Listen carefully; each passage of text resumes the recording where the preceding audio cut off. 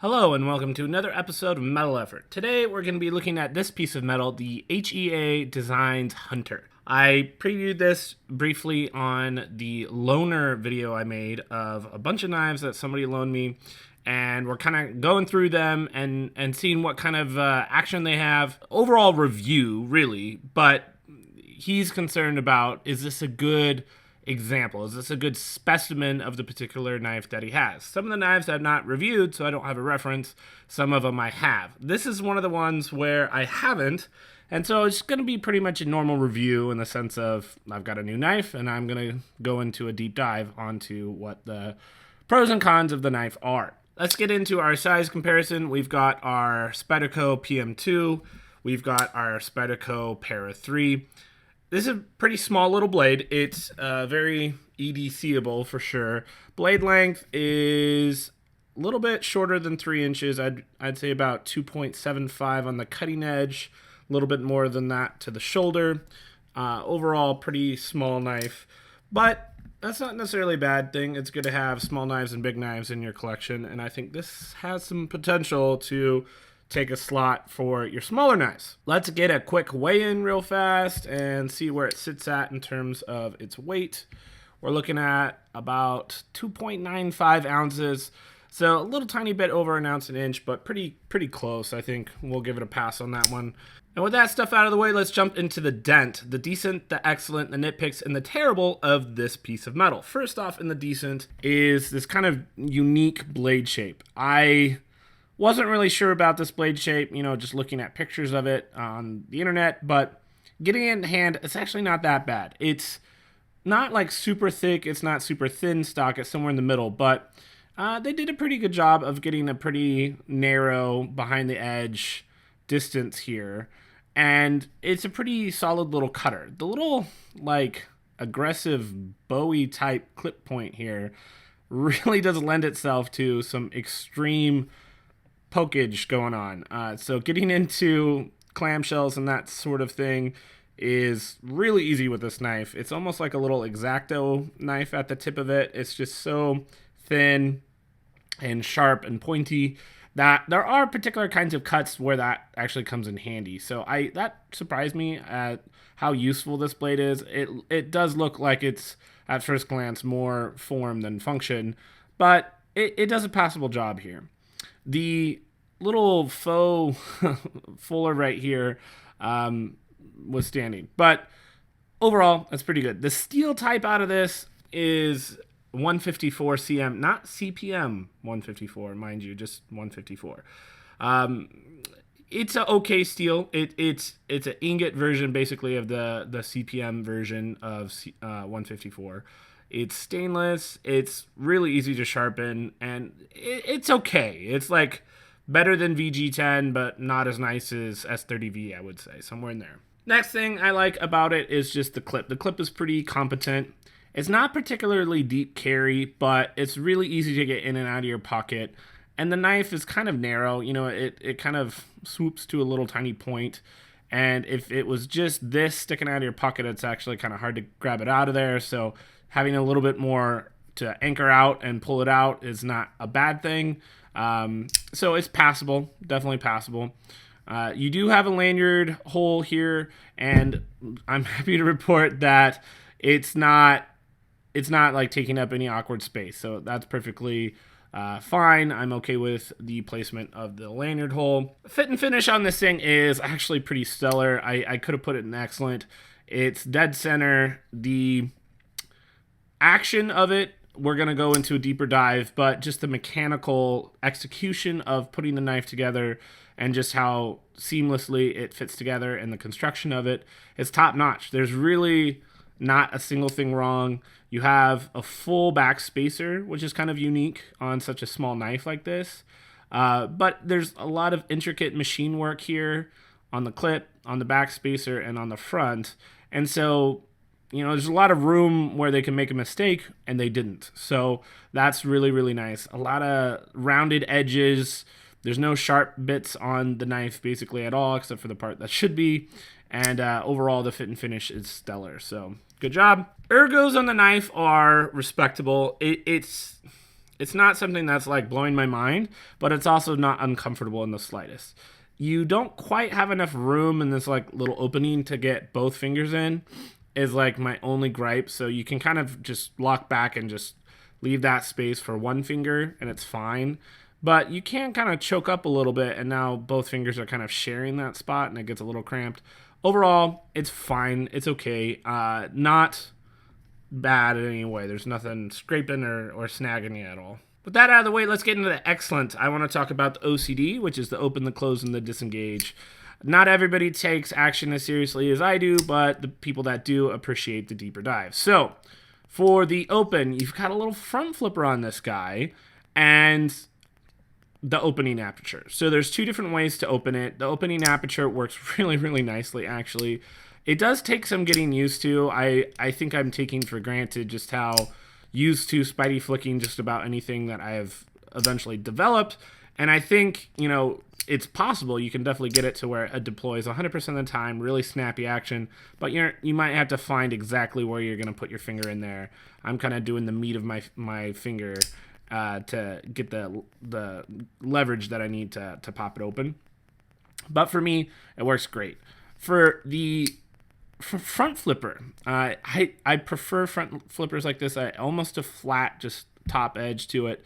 And so I can kind of come straight back this way, or I could do the sideways one, and both work really, really well. It's super snappy, 100% deployment every single time. You don't really have to learn this front flipper. Honestly, I think this and the McKenna might be the most easy to front flip out of the box of any knife I've ever reviewed.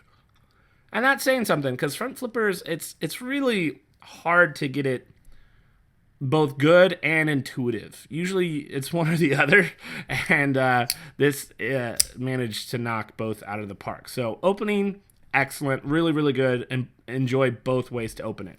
Disengage, I'm happy to report, is also excellent. So nice big cutout here. You can actually see the side of the lock bar from the presentation side, so it gives you plenty of easy open access without having to jam your thumb in there to get the leverage you need to release the lock bar.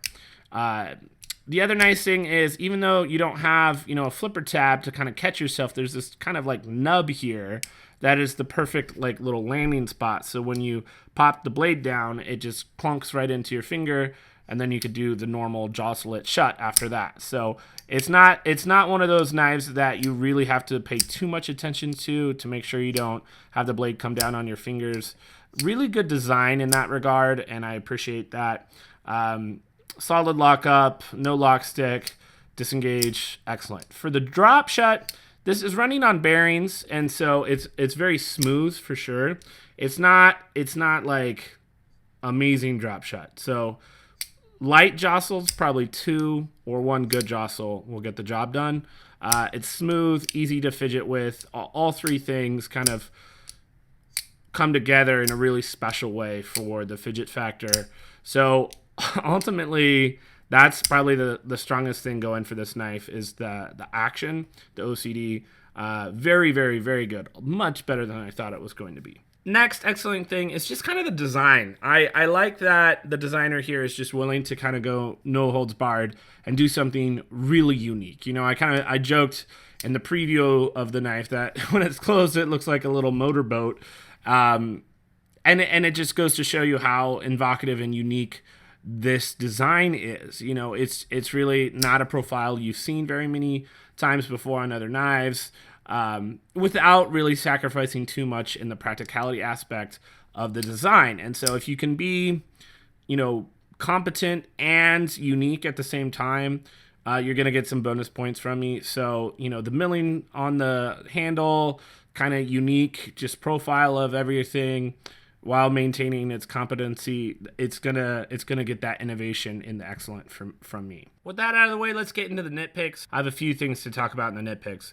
So first thing is the price. Now, $200 for this knife, I think is right on the edge of a little too much. I think the biggest thing that's holding me back from being really excited about the price is the steel type. You know, even if it just went as subtly as from normal 154 to CPM 154, I think that would have helped me a little bit with my brain's like value add proposition.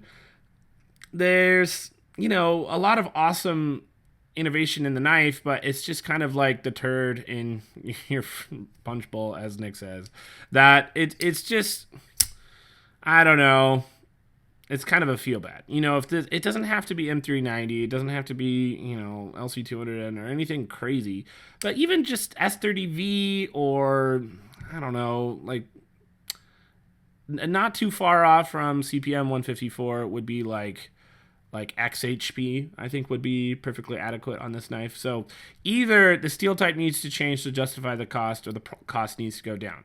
If everything about the knife stayed exactly the same, but the price was in like the $160 range, I think I would feel a lot better about it. Not a huge deal, but I'm going to mention it. Next nitpick is this fuller. You're going to get a bunch of garbo stuck in that fuller. It's going to be kind of hard to clean out really effectively without, some kind of cleaning apparatus to help you. Same thing with the little lines in the body of the scale.